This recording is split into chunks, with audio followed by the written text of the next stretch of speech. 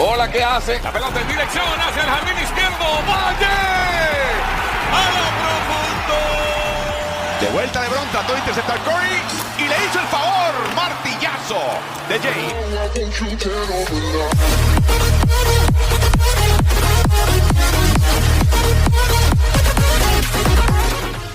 El saludo de siempre, bienvenidos al podcast Punto Extra FM de Cuba, Radio Taíno, episodio 128. Hablamos de NBA, han pasado ya algunos días, pero amerita hablar sobre el campeón Oklahoma City Thunder, algunos detalles también del draft. Acompáñenos a través de nuestras plataformas digitales en Radio Taíno, Arián Alejandro en Instagram, en YouTube. También Arián Alejandro Sport en Instagram, en YouTube y en Facebook, por supuesto. Síganos, Punto Extra.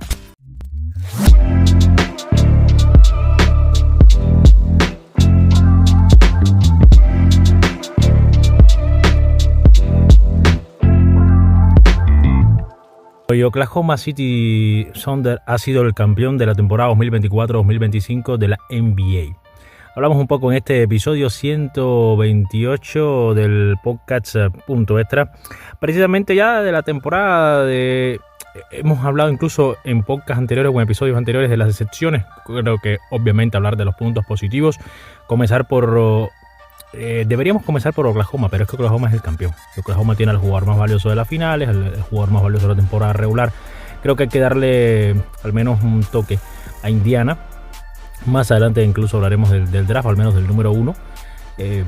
Pero, repito, Indiana Pacers que tiene como característica fundamental, además de esas transiciones rápidas, violentas, que da poco margen a que la defensa rival pueda acondicionarse, pueda estar, presta a frenarles. Creo que esa capacidad de generar puntos desde el banquillo, sobre todo con TJ McConnell, que fue un arma fundamental para estirar a la final a 7 partidos, que fue un hombre también clave, ¿no? Con sus más de 30 años para todo el proceso de la postemporada, para ser el hombre la figura que diera un poco de refresco a Tyrese Haliburton. Lamentablemente aquí estuvo el varapalo mayor para Indiana y esa lesión de Haliburton en el 7º partido. Creo que unido, repito, las rotaciones, lo poco que perdía el nivel del equipo, las transiciones rápidas para atacar y también la resistencia y esa mentalidad tan fuerte para creer que nada estaba perdido hasta el último momento. Yo creo que ejemplos sobran y que Oklahoma tuvo que aprender mucho de ese primer partido de la final cuando cayeron con ese parcial o esa pizarra 111-110, porque realmente se convirtió en un equipo que, a pesar de tener 15, 12, 10 puntos de desventaja comenzando un cuarto o 9 puntos de desventaja en el último minuto, porque también lo borró ventaja de 9 en el último minuto más de una ocasión en esta postemporada, dejando fuera al mejor equipo de la conferencia Cleveland Cavaliers, a unos New York Knicks en las finales de conferencia que habían dejado ya en el camino a Boston Celtic. En fin, creo que en ese sentido Indiana tiene mucho, pero mucho que aplaudirse, o hay que aplaudirle mucho a Indiana en estos playoffs. Y había un dato interesante, tanto de Indiana como de Oklahoma, equipos que estaban más allá del lugar 15 en cuanto a su masa, su presupuesto para la temporada. Obviamente esto va a crecer, sobre todo en Oklahoma, que va a pasar, si mal no recuerdo, del 18 al número 12, algo así, pegado al número 10, pero llegaron a la final dos equipos que no eran los que se esperaban, es decir, que no era el que se esperaba por el este, sí por el oeste, un proyecto ya construido desde hace 2-3 temporadas que ha venido en ascenso y hacia él va. El comentario también en este podcast Punto Extra en breve, porque hay mucho más de la NBA en este podcast de Radio Taíno.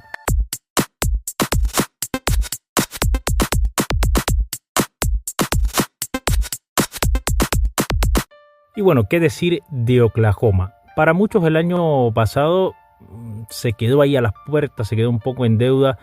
Yo creo que encontrando la versión, aunque algo irregular, pero el resurgir después de una grave lesión de Shell Hargreaves con Jalen Williams, escuderos fundamentales, pero fundamentales, como lo puede ser Caruso también, de un Shai Gilgeous-Alexander. Se ha armado alrededor de este jugador un proyecto. Se daba también el dato en los diferentes medios especializados como Oklahoma en su momento negoció para salir de Paul George o para intercambiar a Paul George precisamente y traer a Shai Gilgeous-Alexander hace 6 años.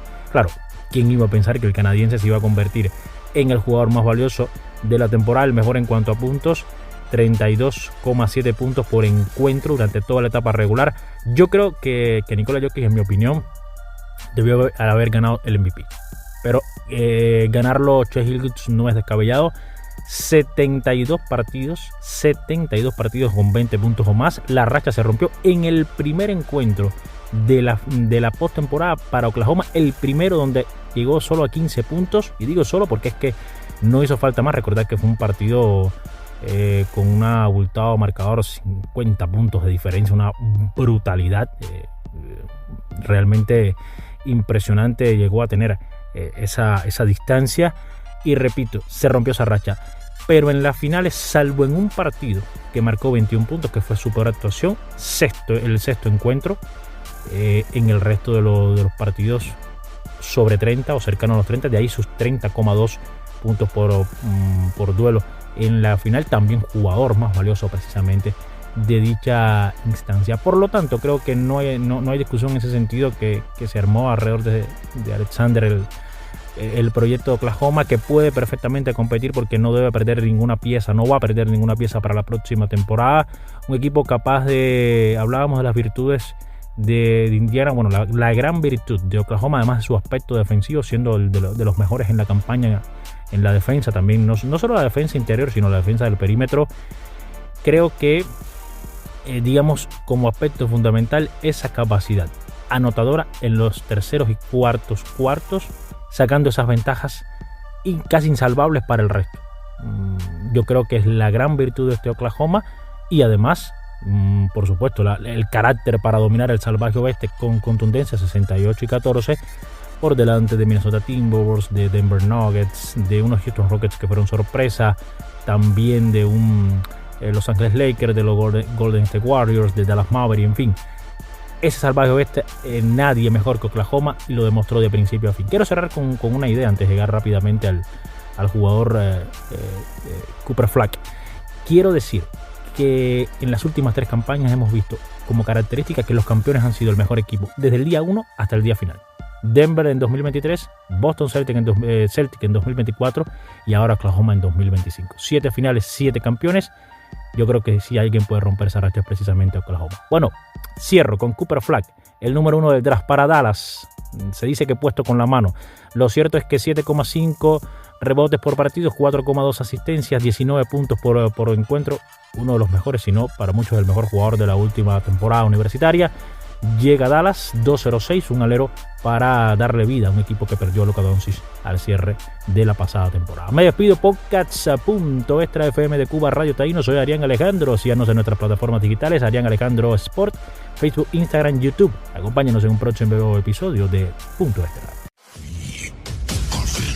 Damas y caballeros, apagamos todo, que se cierre la radio, se cierre la cadena, que no haya más fútbol, porque no jamás se podrá ver nada mejor que esto. Sencillamente espectacular. ¿Para qué lo voy a gritar si no salgo de mi asombro? Lo que acaba de hacer no es de fútbol, no es del deporte, esto es magia. Damas y caballeros.